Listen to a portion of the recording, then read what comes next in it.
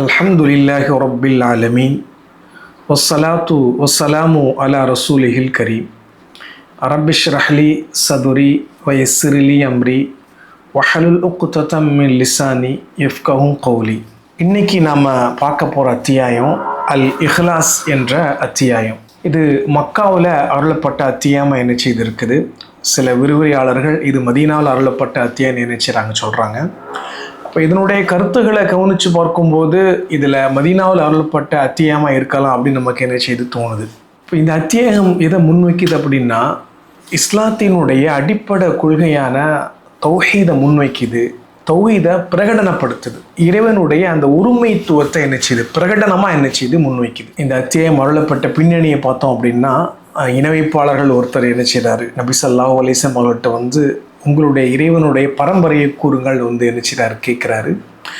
அப்போ அந்த அன்றைய சமயத்தில் அரபுக்கள் இந்த நசப் என்று சொல்லக்கூடிய இந்த பரம்பரை அவங்கள்ட்ட ரொம்ப முதன்மையான ஒன்றாக இருந்தது. அதன் அடிப்படையில் தான் அவங்க உயர்வு தாழ்வு பாராட்டினாங்க. இப்போ அந்த அடிப்படையில் நீங்கள் ஒரு இறைவனை சொல்கிறீங்களா இல்லையா, அந்த இறைவனுடைய பரம்பரை என்ன, அவனுடைய தாய் தந்தை யார், அவனுடைய வம்சாவளி என்ன, இப்படி என்ன செய்கிறாரு கேட்குறாரு. இப்போ அதற்கு பதிலளிக்கும் விதமாக இந்த அத்தியாயம் அருளப்பட்டது அப்படின்னு ஒரு அறிவிப்பில் இடம்பெறுது. இன்னொரு அறிவிப்பில் யூதர்களில் ஒருத்தர் நபி ஸல்லல்லாஹு அலைஹி வஸல்லம் அவங்கள்ட்ட உங்களுடைய இறைவனை பற்றி எங்களுக்கு கூறுங்கள் அப்படின்னு கேட்குறாரு. அவருக்கு பதிலளிக்கும் விதமாக அந்த அத்தியாயம் அருளப்பட்டது அப்படின்னு இன்னொரு அறிவிப்பு என்ன செய்து கூறுது. சரி, இப்போ அத்தியாயம் அருளப்பட்ட காரணம் எதுவாக வேணாலும் இருக்கட்டும், நம்ம அத்தியாயத்தினுடைய கருத்துக்களை கவனித்து பார்க்கும் பொழுது நமக்கு ஒரு விஷயம் தெளிவாகுது. இது இந்த உலகத்தில் இருக்கக்கூடிய அத்தனை மக்களுக்கும் ஒரு பிரகடனமாக என்ன செய்திருக்குது. இந்த உலகத்தில் பல்வேறு வகையான கொள்கைகள், கோட்பாடுகள், மதங்கள் என்ன செய்திருக்குது. எல்லாத்துக்குமான ஒரு பிரகடனமாக, ஒரு அறிவிப்பாக இருக்குது. இதுதான் உண்மை, இதை தவிர அனைத்துமே பொய்கள். இப்போ இதுதான் சரி, இதை தவிர அனைத்துமே தவறுகள். இந்த உண்மையை கொண்டு தான் நீங்கள் என்ன செய்யணும், மற்றதை அளந்து பார்க்கணும். இந்த உண்மையை கொண்டு தான் நீங்கள் என்ன செய்யணும், மற்றதை உரசி பார்க்கணும். இப்போ இது இதில் என்ன செய்யலை, விவாதம் செய்யப்படலை, மாறாக பிரகடனமாக என்ன செய்யுது, அறிவிப்பாக முன்வைக்கப்படுது. நம்ம இந்த அத்தியாயத்தை படிக்கும்போது நமக்கு இந்த விஷயம் இன்னும் கூடுதலாக தெளிவாகும். இப்போ இந்த அத்தியாயம் அருளப்பட்ட சமயத்தில் யார் யாரெல்லாம் இருந்தாங்க அப்படின்னு பார்த்தீங்க அப்படின்னா, ஒரு பக்கம் மக்காவில் இனவைப்பாளர்கள் இருந்தாங்க. அவர்கள் இறைவன் அல்லாஹ் தான் இறைவன் அப்படிங்கிற ஏற்றுக்கொண்டவர்களாக இருந்தாலும் அல்லாஹ்வுக்கு இணை தெய்வங்களை ஏற்படுத்தியிருந்தாங்க. அல்லாஹ்வுக்கு இணையாக குட்டி தெய்வங்களை ஏற்படுத்தியிருந்தாங்க. இப்போ எப்படி ஒரு அரசனுக்கு உதவி செய்யக்கூடிய அமைச்சர்கள் இருக்கிறார்களோ, அதுபோல் அல்லாஹ்வுக்கு உதவி செய்யக்கூடிய இந்த தெய்வங்கள்லாம் இருக்கின்றன. தெய்வங்கள் அல்லாஹ்விடம் எங்களுக்காக பரிந்து பேசும், இப்போ அல்லாஹ்வுடைய கட்டளைகளை இதெல்லாம் செயல்படுத்தும் அப்படின்னு நம்பிக்கொண்டு இருந்தாங்க மக்காவினுடைய இனவைப்பாளர்கள். இப்போது மதீனாவில் இருந்த யூதர்கள் அவங்களும் ஓரிரை கொள்கையை அல்லாஹ் தான் ஒருவன் என்பதை ஏற்றுக்கொண்டாலும் உசேர் என்ற தூதரை என்ன செய்கிறாங்க, அல்லாஹ்வுடைய மகன் என்று சொல்லக்கூடியவர்களாகவும், இன்னும் அவங்களுடைய அந்த கொள்கையில் பல்வேறு விதமான அந்த இணைப்புகள், அல்லாஹ்வுக்கே உரிய பண்புகள் இருக்கா இல்லையா, அந்த பண்புகளை விட்டுட்டு மனித பண்புகளை, பலவீனங்கள் கொண்ட மனித பண்புகளை அல்லாஹ்வுக்கு சொல்லக்கூடியவர்களாக என்ன செய்கிறாங்க, அவங்களும் ஆகியிருந்தாங்க. இப்போ கிறிஸ்தவம் அந்த சமயத்தில் கிறிஸ்தவம் இருந்தது. கிறிஸ்தவர்களும் என்ன செஞ்சாங்க, இயேசுவை இறைவனுடைய மகன், தேவகுமார் என்று சொல்லக்கூடியவர்களாக இருந்தாங்க. திரித்துவம் ஒரு புரிந்து கொள்ள முடியாத சிக்கலான ஒரு கொள்கை, அதுவும் என்னது, ஓரிரை கொள்கையில் இருந்து இறைவனுடைய ஒருமைத்துவத்திலிருந்து ஒரு முற்றிலும் வேறுபட்ட ஒரு கொள்கையை என்ன செய்திருந்தது. இப்படி அந்த சமயத்தில் மக்காவினுடைய அந்த காலகட்டத்தில் இப்படி இந்த 3 வகையான மனிதர்களும் இருந்தாலும் உலகத்தில் பல்வேறு கொள்கைகள் இருந்தது. இப்போ இந்தியாவில் சிலை வழிபாட்டர்கள் இருந்திருக்காங்க. அதுபோல் கிரேக்கத்தில் அங்கேயும் சிலை வழிபாட்டார்கள் உருவ வழிபாட்டார்கள் இருந்திருக்காங்க. இப்படி உலகத்தில் அந்த சமயத்தில் என்னென்ன கொள்கைகள் இருந்ததோ, என்னென்ன அந்த மதங்கள் இருந்தனவோ, இப்போவும் என்னென்ன கொள்கைகள், கோட்பாடுகள், மதங்கள் இருக்கின்றனவோ, இப்போ எல்லாத்திற்கும் முன்னாடி எல்லாத்திற்கும் எதிரான ஒரு பிரகடனமாக என்ன செய்யுது இந்த அத்தியாயம் என்ன செய்து இருக்குது. பொதுவாக மனித இயல்புல இறை மறுப்பு எண்ணிக்கையில் இல்லை. எல்லா காலகட்டத்திலும் இறைவனை மறுக்கக்கூடியவங்க, நாத்திகங்க ரொம்ப சொற்பமாக தான் இருந்திருக்காங்க. அவர்கள் விதிவிலக்கானவங்க, அவங்களை பொருட்படுத்த வேண்டிய அவசியம் இல்லை. இந்த காலகட்டத்தை மட்டும்தான் அவங்களோட எண்ணிக்கை அதிகமாக இருக்குது. இப்போ அதற்கான காரணம் வேறு. நம்ம அதற்கான காரணத்தை என்ன செய்வோம், தனியாக ஒரு வீடியோவில் தெளிவுபடுத்துவோம். அது தனியாக பேசப்பட வேண்டிய ஒன்றும். இப்போது இறை நம்பிக்கை மனித உள்ளத்தில் இருக்குது. இயல்பாகவே நாம் இறைவனை உணர்கிறோம். அது வந்து மனிதர்கள் உணரக்கூடிய ஒரு அப்பட்டமான ஒரு உண்மையாக என்ன செய்து இருக்குது. யாரும் என்ன செய்ய முடியாது, அதை மறுக்க முடியாது. இறைவன் இல்லை அப்படின்னு நினைச்ச முடியாது, யாரும் மறுக்க முடியாது. நம்முடைய இருப்பு, நம்முடைய உறுப்புகள் நம்மை கேட்காம ஆட்டோமேட்டிக்காக இயங்குறது, இந்த உலகத்தில் காணப்படக்கூடிய அற்புதமான ஒழுங்கு, சமநிலை, இதெல்லாமே ஒரு இறைவனை அறிவிக்கக்கூடியவையாக என்ன செய்திருக்குது. ரொம்ப கூர்ந்த அல்ல, நார்மலாக கவனித்து பார்த்தாலே, சாதாரணமாக கவனித்து பார்த்தாலே இறைவன் இருக்கிறான். அது எந்த சந்தேகத்திலும் இடமில்லாத வகையில் என்ன செய்யறான், இறைவன் இருக்கிறான் அப்படிங்கிற விஷயத்தை புரிஞ்சு கொள்ள முடியும். இப்போ இறை நம்பிக்கை மனிதர்களுடைய உள்ளத்தில் இருக்கின்ற இயல்பான ஒன்றாக இருக்குது. ஆனால் எங்கே பிரச்சனை ஏற்படுது அப்படின்னா, அந்த இறை நம்பிக்கை என்ன செய்யலை, சரியான நம்பிக்கை என்ன செய்யலை இல்லை. ஷைத்தான் வந்து ஒரு விஷயத்தில் அவன் தோத்துட்டான். அதாவது மக்களுடைய உள்ளத்தில் இருக்கிற அந்த இறை நம்பிக்கை அகற்ற முடியாது, அது இயல்பான ஒன்றாக இருக்குது. ஆனால் ஷைத்தான் எதன் வழியாக ஊடுருவுறான் அப்படின்னா, இந்த இணைப்பின் வழியாகத்தான் என்ன செய்யறான், ஊடுருவுறான். கொஞ்சம் கொஞ்சமாக மனிதர்கள் என்ன செய்யறான், அல்லாஹ் விட்டு தூரமாக்குறான். அல்லாஹ்வுக்கு என்ன வகையான பண்புகளை கொடுக்குறான் ஷைத்தான், மனிதர்களுடைய அந்த பண்புகளை, மனிதர்களுக்கே இருக்க பலவீனங்களை என்ன செய்யறான், இறைவனுக்கு கொடுப்பதன் வழியாக என்ன செய்யறான், அவர்களை வழிகெடுக்கிறான். அல்லது இந்த மாதிரி இறைவனுக்கு இணையான அந்த குட்டி தெய்வங்களை நம் பரிந்துரை செய்யக்கூடியவர்களை ஏற்படுத்தின் வழியாக என்ன செய்யறான், வழிகெடுக்கிறான்.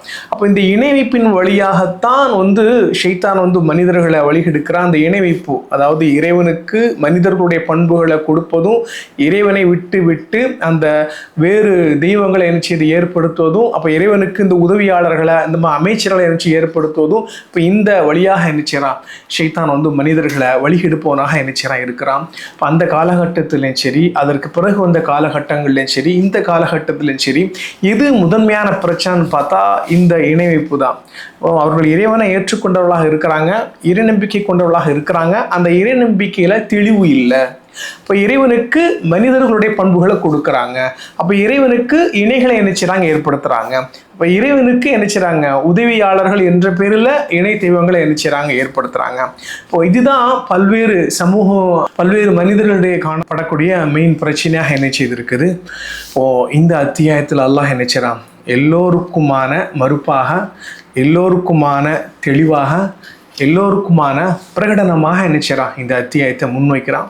இப்போ இந்த அத்தியாயத்தை படிக்கும்போது ஆட்டோமேட்டிக்காக நம்முடைய உள்ளம் நினைச்சு அதை உண்மைப்படுத்தும். இதுதான் உண்மை, இறைவன் இப்படிப்பட்டவன் தான், இறைவன் இப்படிப்பட்டவனாக தான் இருக்க முடியும் அப்படிங்கிறத நிச்சயம் நம்முடைய உள்ளம் உண்மைப்படுத்தும். ஏன்னா நம்முடைய உள்ளத்தில் என்ன செய்யுது, அந்த பண்பு என்ன செய்து இருக்குது. நாம் நம்முடைய இயல்பின் வழியாக என்ன செய்யலாம், இறைவனை புரிஞ்சு கொள்ள முடியும், அவனுடைய தன்மைகளை என்ன செய்ய அறிந்து கொள்ள முடியும். அஊது பில்லாஹி மினஷ் ஷைத்தானிர் ரஜீம். பிஸ்மில்லாஹிர் ரஹ்மானிர் ரஹீம். குல் ஹுவல்லாஹு அஹத் அல்லாஹுஸ் ஸமத் லம் யலித் வலம் யூலத் வலம் யகுல் லஹு குஃபுவன் அஹத்.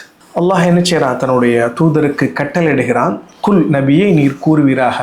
அல்லாஹ் நேரடியாக சொல்லாமல் என்ன செய்கிறான், தன்னுடைய தூதர் வழியாக கூறுகிறான். இது அல்லாஹ் தூதருக்கு கொடுக்கக்கூடிய கண்ணியமாக என்ன செய்யலாம் இருக்கலாம். குல், நபியை நீர் கூறுவீராக, ஹுவல்லாஹு அஹத், அல்லாஹ் ஒருவனாக இருக்கிறான். இப்போ இந்த இடத்துல பாருங்க, அஹத் அப்படிங்கிற வார்த்தை பயன்படுத்தப்பட்டிருக்கு. திருக்குர்ஆனும் பயன்படுத்தக்கூடிய ஒவ்வொரு வார்த்தையும் வந்து ரொம்ப செறிவான வார்த்தை. அந்த வார்த்தையை நீக்கிட்டு வேற வார்த்தை போட்டால் என்னச்சு அந்த இடத்துல பொருந்தாது, அந்த மீனிங் என்னச்சு அது வராது. இப்போ அஹத் அப்படிங்கிற வார்த்தை பயன்படுத்தப்பட்டிருக்கு, வாஹித் அப்படிங்கிற வார்த்தையும் இருக்குது. ரெண்டுமே ஒருவனைத்தான் குறிக்கக்கூடியதாக இருக்குது. ஆனால் அஹத் அப்படிங்கிற வார்த்தையை பார்த்தீங்க அப்படின்னா அது வந்து இன்னும் செறிவான வார்த்தையாக நினைச்சது இருக்குது. அதில் கூடுதலாக என்ன மீனிங் வருது அப்படின்னா, அவனை போன்று யாரும் இல்லை, அவனுடன் யாரும் இல்லை அப்படிங்கிற அர்த்தமும் என்ன செய்து அதில் வருது. இன்னும் என்ன செய்யுது, அவன் வந்து தனித்தவன், அவனுக்கு இணையாக யாருமே இல்லை. அஹத் அப்படிங்கிற வார்த்தையே அல்லாஹ்வை பற்றிய அவனுடைய தன்மைகளை பற்றி தெளிவுபடுத்துவதற்கு போதுமானது. அந்த அளவு ஒரு செறிவான வார்த்தை இது. குல் ஹுவல்லாஹு அஹத், நபியை நீர் கூறுவீராக, அல்லாஹ் அஹதானவனாக இருக்கிறான், அவன் ஒருவனாக நிச்சயனாக இருக்கிறான். இப்போ இதில் அஹத் அப்படிங்கிற வார்த்தையில் என்னெல்லாம் தெளிவாகுது, அவனை போல வேறு யாருமே இல்லை, அவன் கூட வேறு யாருமே இல்லை, அவன்தான் தனித்தவன்.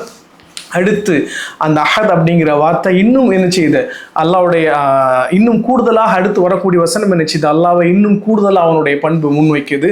அல்லாஹு சமத், அல்லாஹ் எப்படிப்பட்டவன். சமத் அப்படின்னா பாருங்க, சமத் அப்படின்னா அரபி மொழியில் என்ன சொல்லுவாங்க அப்படின்னா, ஒரு பெரும் பாறைக்கு சொல்லுவாங்க. எந்த பாறை, போர் சமயங்களில் எதிரிகள் இருந்து தப்பிப்பதற்காக மக்கள் வந்து ஒளிஞ்சு கொள்வாங்களா இல்லையா, பாதுகாப்பு பெறுவதற்காக ஒளிஞ்சு கொள்வாங்க இல்லையா, அந்த பாறைக்கு சமது என்று சொல்லப்படும். அதிலிருந்து தான் அந்த சமத் அப்படிங்கிற வார்த்தை தலைவர்களுக்கு, அரசனுக்கு சொல்லப்படக்கூடிய வார்த்தையாக என்ன செய்து மாறுச்சு. குடிமக்கள் எல்லோரும் அவன் பக்கம், அந்த தலைவனின் பக்கம், அரசனின் பக்கம் நினைச்சாங்க, தங்களுடைய தேவைகளை கொண்டு போறாங்க, அரசன்ட்டு போய் பாதுகாவல் படுறாங்க. இப்போ இந்த வார்த்தை என்ன செய்து அல்லாஹ்வுக்கு பயன்படுத்தப்படுது. இப்போ என்ன, அல்லாஹ் வந்து தேவையற்றவன், அவனுக்கு என்ன எந்த வகையான தேவைகளும் இல்லை. ஆனா எப்படி இதில் பாருங்க, ஆனா மனிதர்கள் எல்லோரும் அவன் பக்கம் தேவையுடையவர்கள், மனிதர்கள் அனைவரும் அவனிடம் பாதுகாப்பு பெறக்கூடியவர்களாக, அடைக்கலம் பெறக்கூடியவர்களாக நினைச்சாங்க இருக்கிறாங்க. அந்த அத்தியாயத்துல முதல் வார்த்தை அஹத் அப்படிங்கிற வார்த்தை இருக்கா இல்லையா, அஹத் அப்படிங்கிற வார்த்தை அவனுடைய அந்த தனித்துவத்தை, அவனுடைய அந்த உரிமையை தெளிவுபடுத்துச்சு. ரெண்டாவது சமத் அப்படின்னா அவன் வந்து தனிச்சு என்ன செய்யல, எல்லாத்தை விட்டு ஒதுங்கி இல்லை, மாறாக இங்குள்ள படைப்புகள் அனைத்தும் அவன் பக்கம் தேவையுடையவைகளாக என்ன செய்ய இருக்கின்றன. இப்போ மனிதர்கள் அனைவரும் அவன் பக்கம் தேவையுடையவர்களாக என்ன செய்றாங்க இருக்கிறாங்க. இப்போ எல்லோரும் அவனிடம்தான் வந்து அடைக்கலம் பெற வேண்டும், எல்லோரும் அவனிடம்தான் பாதுகாவல் பெற வேண்டும். பாருங்க, இன்னைக்கு நம்மளுடைய இறை நம்பிக்கை வந்து ஒவ்வொரு மனிதனுக்குள்ள இயல்பா இருக்குதுன்னு சொன்னோம். எப்போ வெளிப்படுது, நமக்கு ஒரு துன்பம் வரும் பொழுது ஆட்டோமேட்டிக்காக அது வெளிப்படுது. அல்லது நம்ம பெரிய ஆபத்தில் மாட்டிக்கொள்ளும் பொழுது தன்னியல்பா நம்ம என்ன சொல்றோம், அந்த இறைவனை அழைக்கிறோம். இப்போ நம்முடைய வேற சிந்தனைகள்லாம் இல்லாமல் போயிடுது. தன்னியல்பாக யார் அழைக்கிறோம் அப்படின்னா அந்த ஒரு இறைவனை நினைச்சு அழைக்கிறோம். இப்போ நம்முடைய துன்பத்தின் போது எங்கே அடைக்கலமாகிறோம் அப்படின்னா அந்த சமாதானம் ஒன்றதை நினைச்சிடும் அடைக்கலமாகிறோம், அந்த ஒரே இறைவன்ட்டதை நினைச்சிடும் அடைக்கலமாகிறோம். இப்போ அஹத் அப்படிங்கிற வார்த்தையை செறிவான வார்த்தை, அதுவே இறைவனுடைய அந்த ஒருமைத்துவத்தை சொல்வதற்கு போதுமானது. இன்னும் சமத் அப்படிங்கிற வார்த்தை இன்னும் கூடுதலாக நினைச்சு தெளிவுபடுத்துது. அது என்ன, அவன் வந்து நினைச்சல ஒருவனாக ஒதுங்கி இல்லை, ஒருவனாக விலகி இல்லை, மாறாக படைப்புகள் அனைத்துமே அவன் பக்கம் தேவையுடையவாக நினைச்சன இருக்கின்றன. அவன் தான் அனைவருக்கும் அடைக்கலம் அளிப்போனாக, பாதுகாப்பு அளிப்போனாக இருக்கிறான். அவன் தேவைகளற்றவன், அல்லாஹ் சமத், அவன் தேவையற்றவன்.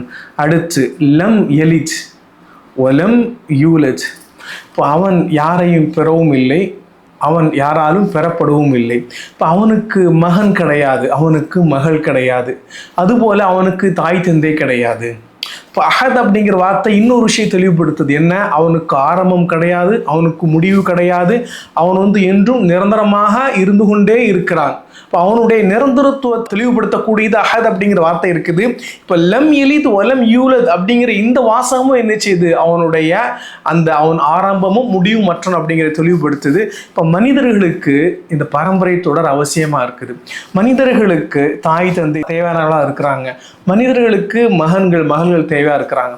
மனிதர் என்ன செய்யறான், ஒரு மனைவியை ஏற்படுத்தி கொண்டு குடும்பத்தை நினைச்சான் அமைக்கிறான், அவன் நினைச்சான் பிள்ளைகளை பெற்றுக்கொள்கிறான், சந்ததியை வந்து உருவாக்குகிறான். இப்போ இதன் வழியாக மனிதர்கள் என்ன நினைக்கிறாங்க, இதன் வழியாக தாங்கள் நீடிப்பதாக, தங்கள் சந்ததியினால் வழியாக தாங்கள் நீடிப்பதாக நினைச்சு கொள்றாங்க. இப்போ எல்லாம் எப்படிப்பட்டவன், அவனுக்கு ஆதியும் கிடையாது, அவனுக்கு அந்தமும் கிடையாது, அவனுக்கு தாய் தந்தை கிடையாது, அவனுக்கு தாய் தந்தை தேவையில்லை, இப்போ அவனுக்கு மனைவி மக்கள் தேவையில்லை, அவனுக்கு மனைவி மக்கள் நினைச்சது கிடையாது. பாருங்க, அந்த சமயத்தில் அந்த மக்காவினுடைய இனவைப்பாளர்கள் வானோர்களை என்ன சொல்லிக்கிட்டு இருந்தாங்க அப்படின்னா, அவங்கெல்லாம் அல்லாஹ்வுடைய மகள்கள்னு சொல்லிட்டு இருந்தாங்க.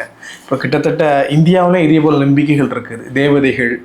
தேவதைகள் நினைச்சாங்க, தேவதைகள் இறைவனுடைய பிள்ளைகள் நினைச்சாங்க சொல்றாங்க. அதுபோல கிரேக்கத்திலையும் இந்த மாதிரியான நம்பிக்கை இருந்திருக்கு. உலகினுடைய பல்வேறு இடங்கள்ல இந்த மாதிரியான இதை போல் நம்பிக்கை இருந்து கொண்டு தான் இருக்குது. இப்போ அல்லாஹ் இங்கே தெளிவுபடுத்துறான், அவனுக்கு மகன் மகள் நினைச்சு அது கிடையாது. அதுபோல கிறிஸ்தவர்கள் என்ன நம்பிக்கிட்டு இருந்தாங்க, இயேசு வந்து இறைவனுடைய மகன், தேவகுமாரன் அப்படின்னு. இப்போ அவங்களுடைய கொள்கைக்கு மறுப்பாக இருக்குது. யூதர்கள் என்ன நம்பிக்கொண்டிருந்தாங்க, உசேர் இறைவனுடைய மகனாக என்ன செய்யறான் இருக்கிறாரு அப்படின்னு. அவங்களுடைய கொள்கைக்கான மறுப்பாக இருக்குது. இப்படி யாரெல்லாம் இப்போ இறைவனுக்கு தாய் தந்தை ஏற்படுத்தினாங்களோ, இப்போ யாரெல்லாம் இறைவனுக்கு பிள்ளைகளை ஏற்படுத்தினார்களோ அவர்களுக்கான மறுப்பாக என்ன செய்து இருக்குது. அல்லாஹ் இதன் மூலம் தெளிவுபடுத்துகிறான், அவனுக்கு ஆரம்பம் கிடையாது, அவனுக்கு முடிவு கிடையாது, அவன் நிரந்தரமானவன், அவன் என்றும் இருந்து கொண்டே இருப்பவன், அவனுக்கு இந்த மாதிரியான தேவைகள் இல்லை. மனிதர்களுக்குத்தான் இந்த பரம்பரை தேவை, மனிதர்களுக்குத்தான் தாய் தந்தை தேவை. ஏன், மனுஷன் குழந்தையா இருக்கும் பொழுது அவனை வளர்ப்பதற்கு பராமரிப்பதற்கு தாய் தந்தை தேவை. இப்போ அவன் முதுமையாக ஆன பிறகு அவனுக்கு பிள்ளைகளுடைய தேவை என்ன செய்திருக்குது. ஒவ்வொரு கட்டத்திலையும் மனிதன் நினைச்சான் அவனுடைய தாய் தந்தையாக இருக்கட்டும், அவனுடைய பிள்ளைகளாக இருக்கட்டும், எதை அறிவிக்கிறாங்க அப்படின்னா அவன் தேவையுடையவன் அப்படிங்கிறத அறிவிச்சு கொண்டே இருக்கிறாங்க. அல்லாஹ்வுக்கு இந்த தேவைகள் இல்லை. சமத் அப்படிங்கிறத தெளிவுபடுத்துது. இப்போ லம் யலித் வலம் யூலத், அவன் யாரையும் பெறவும் இல்லை, யாராலும் பெறப்படவும் இல்லை, அவனுக்கு மனைவி மக்கள் இல்லை, அவனுக்கு தாய் தந்தை இல்லை. வலம் யக்குல்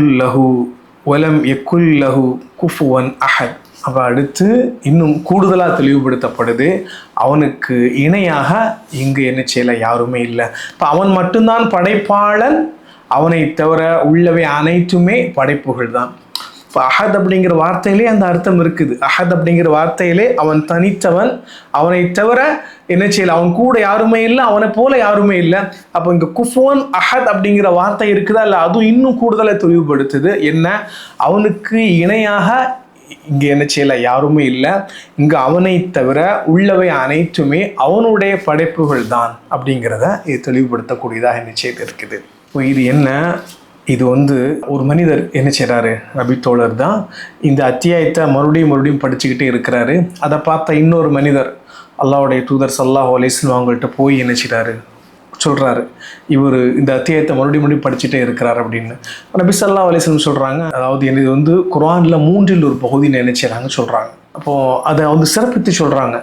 இப்போ இது ஏன் இப்போ இந்த அத்தியாயத்துக்கு இன்னொரு பேர் சூரத்து தௌஹீத் அப்படின்னு. இது தௌஹீதை தெளிவுபடுத்தக்கூடியதாக என்ன செய்திருக்குது, அதனால் சூரத் தௌஹீத் அப்படின்னு பேர். இப்போ ஏன் இது சுல்சுல் குர்ஆன் சொல்லப்பட்டிருக்கு, குர்ஆனில் 1/3 பகுதி என்ன செய்யுது. குர்ஆனை எடுத்துக்கிட்டோன்னா அதில் 3 வகையான விஷயங்கள் சொல்லப்பட்டிருக்கு. ஒன்று தௌஹீதை பற்றி சொல்லப்பட்டிருக்கு, இதுதான் நம்முடைய கொள்கை. இப்போ இந்த தௌஹீதில் இருந்து தான் மற்றதெல்லாம் உருவாக முடியும். தௌஹீதா மனசில் கண்ணோட்டமாக இருக்கணும். இந்த தௌஹீத் அப்போ இறைவன் ஒருவன் அப்படிங்கிறது தான் நம்முடைய வாழ்க்கையாக என்ன செய்யணும் இருக்கணும். இப்போ இதில் இருந்து தான் நம்முடைய இறைவன் ஒருவனை மட்டுமே நான் வணங்கி வழிபடுவேன், அவனுக்கு மட்டும்தான் நான் கட்டுப்படுவேன், அவனுடைய மார்க்கத்தை மட்டும்தான் நான் பின்பற்றுவேன், அவனுக்கு மட்டும்தான் நான் அடிமையாக இருப்பேன், அவனை தவிர வேறு யாருக்கும் என்ன செய்ய மாட்டேன், நான் கட்டுப்பட மாட்டேன், வேறு யாரையும் நான் பின்பற்ற மாட்டேன், வேறு யாரையும் நான் வணங்கி வழிபட மாட்டேன். இப்போ தௌஹீத் அப்படிங்கிறது இந்த இறைவனுடைய அந்த ஒருமைத்துவத்தை நாம் ஏற்றுக்கொண்டோம் அப்படின்னா அவனை தவிர வேறு யாருக்கும் என்ன செய்ய மாட்டோம், நம்ம அடிமையாக இருக்க மாட்டோம். அப்போ தௌஹீத் என்பது ஒரு மிகப்பெரிய விடுதலையாக என்ன செய்திருக்குது. அப்போ இதுதான் உள்ளத்தில் கண்ணோட்டமாக இருக்கும், இதுதான் நம்முடைய வாழ்க்கையாக என்ன செய்து வெளிப்படுது. இப்போ இஸ்லாத்தினுடைய போதனைகள் அனைத்துமே இந்த அடித்தளத்திலிருந்து வெளிப்படக்கூடியவாக என்ன செய்திருக்குது. இப்போ ஏற்கனவே சொன்ன மாதிரி குர்ஆனுடைய போதனைகளை என்ன செய்யலாம், 3ஆக பிரிக்கலாம். ஒன்று தௌஹீத், அது கொள்கைகள் அப்படின்னு. ரெண்டாவது என்ன, மறுமையை பற்றி சொல்லப்பட்டிருக்கு. மூணாவது ரிசாலத் என்று அந்த தூதுத்துவத்தை பற்றி என்ன சொல்லப்பட்டிருக்கு. இப்போ இந்த அத்தியாயம் தௌஹீதை தெளிவுபடுத்துவதனால, தௌஹீதை ஒரு பிரகடனமாக முன்வைப்பதனால இது குர்ஆனில் 1/3 பகுதி செய்து சொல்லப்பட்டிருக்கு. பாருங்க, இந்த அத்தியாயத்தின் மூலமாக அல்லாஹ் என்ன செய்றான், நமக்கு இந்த கொள்கையை இந்த தௌஹீதை என்ன செய்றான், தெளிவுபடுத்துகிறான். இப்போ இந்த அத்தியாயம் இந்த மார்க்கம் எதன் அடிப்படையில் நிலை பெறுகிறதோ அந்த தௌஹீதை, அந்த இறைவனுடைய ஒருமைத்துவத்தை தெளிவுபடுத்தக்கூடியதாக இருக்குது.